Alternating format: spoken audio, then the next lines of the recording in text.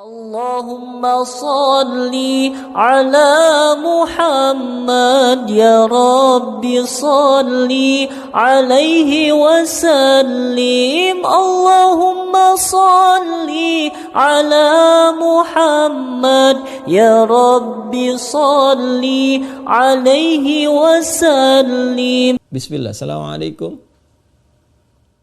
Assalamualaikum Ustaz. Waalaikumsalam warahmatullahi wabarakatuh. Apakah kalau di belakang imam yang kurang bagus dalam mengucap makhraj dan tajwid hurufnya, apakah perlu salat lagi? Dan bagaimana kita kasih tahu dia dengan cara yang bagus, Ustaz?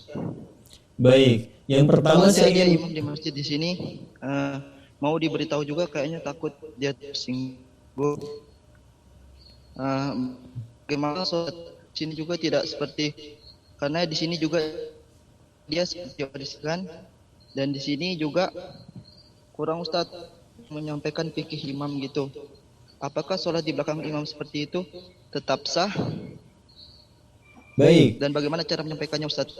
Baik, saya akan ulangi pertanyaan Anda supaya saya tidak keliru menangkap apa yang Anda sampaikan. Ya, saya ingin memastikan terlebih dahulu. Apa yang Anda tanyakan adalah bagaimana kalau ada kondisi sholat di belakang satu imam, kondisinya menjadi makmum, sedangkan imam itu tidak fasih ya dalam membacakan ayat-ayat Al-Quran, seperti makhrajnya misalnya tidak tepat, ya kan?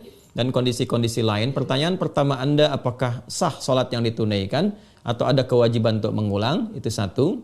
Yang kedua, kemudian bagaimana cara untuk memperbaiki kondisi itu? Apakah itu yang Anda tanyakan? Ya, Ustaz. Baik, saya akan batasi pada apa yang Anda utarakan. Ustaz, di sini juga. Baik. Yang pertama, jika kita mendapati kondisi demikian, maka idealnya begini. Saya ingin sampaikan kondisi ideal supaya memahami fikih imam terlebih dahulu. Seseorang ditetapkan atau diangkat atau dipersilahkan menjadi imam ketika diketahui ya dan dipastikan bahwa syarat-syarat menjadi imam itu terpenuhi. Apa di antara syarat-syaratnya? Pertama, memahami fikih salat. Ya, jelas karena imam itu pemimpin dari salat. Kalau nggak paham apa yang dikerjakan, bagaimana bisa memimpin? Ya kan? Itu memahami fikih salat. Yang kedua adalah bagus ya dalam bacaan-bacaan yang dia bacakan. Ya, karena nanti bacaan-bacaan imam itu termasuk yang mengcover bacaan makmum dan gerakan diikuti. Jadi paham tentang fikih salat, bagaimana mengerjakan dari awal sampai akhir karena diikuti imam itu. Yang kedua, bacaannya bisa mewakili makmum. Itu yang tercover dalam hadis Nabi sallallahu alaihi wasallam, "Innama ju'ilal imamu liyutamma bih, fa qira'atul imami qira'atul ma'mum." Ya, adapun imam dijadikan untuk diikuti. Bagaimana kita bisa mengikuti? Kalau imam memahami sehingga benar dari awal sampai akhir. Ini juga filosofinya dalam kehidupan. Kalau kita ingin mengangkat imam dalam kehidupan kita misalnya, apapun itu. Ya, baik itu di keluarga dan sebagainya, harus paham dulu tentang kewajiban-kewajiban yang melekat kepada imam itu. Sehingga kita bisa mengikuti yang benar, pastikan yang benar. Anda profesinya guru misalnya, itu imam bagi murid-muridnya, wali bagi mereka. Maka jangan memberikan contoh yang tidak baik. Pelajari bagaimana menjadi guru yang baik supaya murid-murid menjadi baik. Ya, suami imam bagi istri dan anak-anak di keluarga. Maka pelajari bagaimana fikih rumah tangga dengan benar sehingga nanti keluarga tidak mencontoh yang salah. Ya, ke atasnya lebih besar lagi. Nanti kata Nabi kalau salah memilih fantadhiris sa'ah. Ya, tunggu akan ada masa-masa sulit nantinya gitu ya, dan akan menghasilkan atau menghadirkan situasi yang tidak kondusif dalam berkehidupan. Maka ini digambarkan lewat latihan sholat. Sholat itu jadikan ketat. Maka yang pertama dipastikan adalah orang-orang yang paham fikih sholat, bacaannya baik, benar, bagus. Ya, baru nanti di antara sekian yang banyak ada senioritas. Siapa yang paling senior, yang pengalamannya banyak? Kan yang paling senior itu kalau paham fikih sholatnya, bacaannya cukup baik, gitu kan? Nah, kemudian baik itu ukuran tajwid ya, bukan ukuran lagu. Ingat, baik itu ukuran tajwid, bukan ukuran lagu. Kadang ada yang irama lagunya bagus, tapi kadang-kadang dengarnya telinga kita panas gitu. Telinganya nggak enak dengar. Kenapa? Karena makhrajnya itu berantakan, sifatnya berantakan. Ini berpengaruh juga. Ya, jadi yang dimaksud ukuran tajwid. Kalau udah ada bagus misalnya dari ukuran fikih salatnya, kemudian bacaannya bagus, lihat dari faktor usia.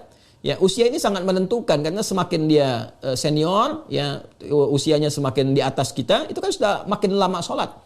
Semakin banyak lama sholat, semakin jauh hubungannya dengan Allah terpatri. Ya, semakin kuat dia, semakin terhubung dengan Allah, semakin cepat doanya terkabul. Itu diantara makna-maknanya. Ya. Nah, kalau ada 3 kondisi ideal ini, selesai. Makanya sebelum menentukan imam itu, ya, maka harus dipahamkan dulu tentang fikih imam. Baik, kalau sekarang kita sudah masuk ke satu lingkungan, ternyata didapati kondisinya seperti itu, bagaimana? Ya, kalau kita merasakan parah ini sifatnya, maka di situ kita diperkenankan untuk mengulang. Bahkan nanti kalau mengetahui benar-benar ada yang keliru, salah makna dan sebagainya, ada kewajiban untuk mengulang. Ya, kondisi-kondisi demikian. Adapun bagi makmum yang tidak tahu, ya sudah berjalan seperti biasa, makmumnya nggak ngerti gitu. Yang tahunya pokoknya ini yang terbaik, ya. Maka mereka ma'dzur. Ya, ditoleransi itu karena ketidaktahuannya. Rufi'al qalam, ketidaktahuannya. Tapi bagi Anda yang tahu, setelah Anda mengulang salatnya, Anda punya kewajiban untuk memberitahu bagaimana caranya. Kembali ke Quran surah ke-16 ayat 125. Pelajari karakter orangnya. Ya, kadang-kadang kan ada orang yang sudah merasakan dia benar, sudah lama kan, sehingga kalau sesuatu yang sudah mengakar lama itu kadang tidak mudah untuk diluruskan.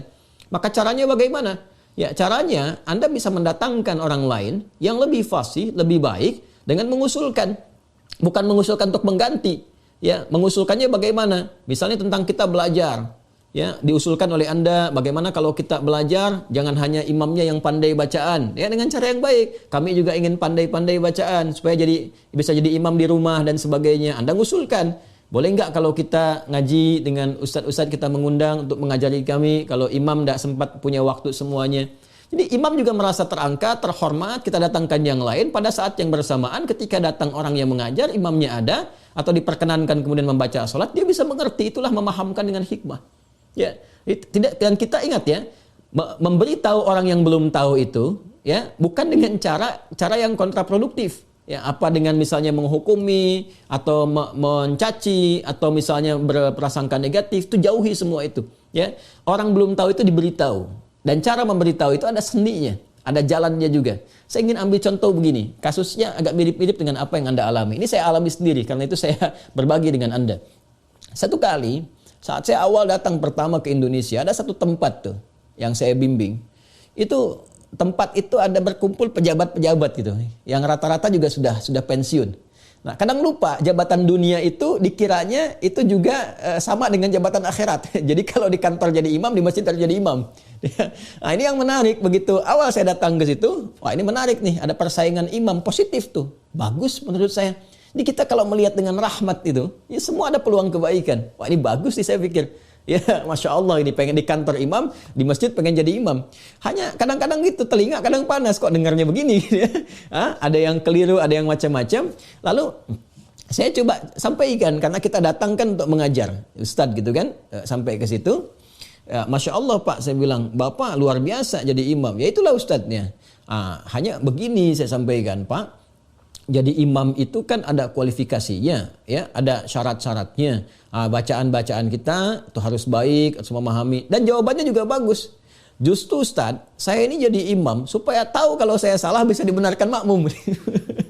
Nah ini berarti masalahnya fikih. Ada keinginan jadi imam, cuman belum tahu jalan. Kita apresiasi itu. Saya bilang bagus Pak. Nah supaya bapak pilih yang mana? Banyak dibenarkan makmum atau bapak nggak usah dibenarkan oleh makmum? Ya taunya harus bagus. Nah, saya berikan caranya Pak, tipsnya. Bapak jadi imam, ya, yang nggak akan dikoreksi oleh makmum. Ya, sambil menunggu itu kita mantapkan juga supaya bacaan bapak lebih bagus. Mau tuh? Caranya bagaimana Ustadz? Hari ini saya akan tempatkan bapak tetap dalam posisi imam karena saya diperkenankan untuk mengatur di masjid itu. Ya, saya bilang Pak, bapak tetap jadi imam, nanti spesial zuhur dan asar. Zuhur dan asar. Maghrib, isya, subuh, ya, itu nanti saya dan santri yang pimpin. Jadi bapak nanti sambil bapak ngimamin, saya berikan waktu spesial untuk tahsin, ya, sama santri-santri ini supaya disupport. Pokoknya bapak senang baca apa, itu kemudian kita supportkan dulu. Ya, perbaikin, tapi tidak menurunkan statusnya sebagai imam. Tetap bapak nanti imam, ya, di duhur dengan asar. Duhur asar kan bacaannya sir, bukan jahar. Siapa yang mau luruskan orang baca sir? Jadi, ya itu dia baca pokoknya duhur dengan asar jadi imam. Jadi kita nggak turunkan statusnya tetap sebagai imam, saat bersamaan tingkatkan kualitasnya. Ya, dan itu sepakat. Dan Masya Allah apa yang terjadi? Tetap ngimamin. Pokoknya saya bilang sama Santi, duhur asar, yang imamin tetap bapak-bapak ini. Ya, apa yang terjadi? Masya Allah, mereka ngimamin, senang. Zuhur, mereka atur sendiri jadwalnya. Zuhur Bapak A, kemudian Asar Bapak B. Maghrib, Isya, Subuh, kita datangin yang bagus-bagus. Ya, begitu disampaikan yang bagus-bagus, maju ke depan, bacaannya bagus, jamaah makin banyak. Ya, setelah makin banyak, kedengaran bagus, nah kita tunjukkan dengan hikmah. Pak, barangkali Bapak mau ngimamin yang maghribnya, nanti setelah ini, oh, nggak usah Ustadz, itu aja, itu udah ada bagus katanya. Jadi sudah ada kesadaran di situ. Begitu ada kesadaran, dia ingin meniru.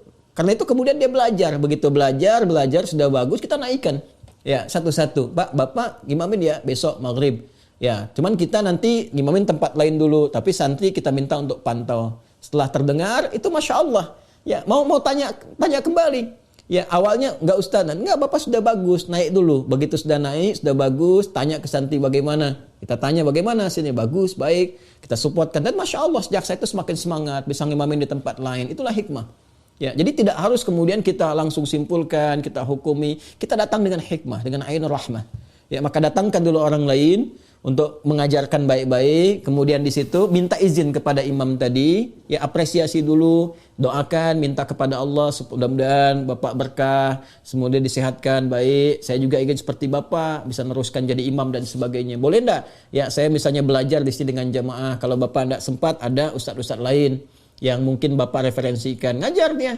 Nanti dari situ menyimak, diberi kesempatan untuk ngimamin, pelan-pelan, untuk melembutkan hatinya.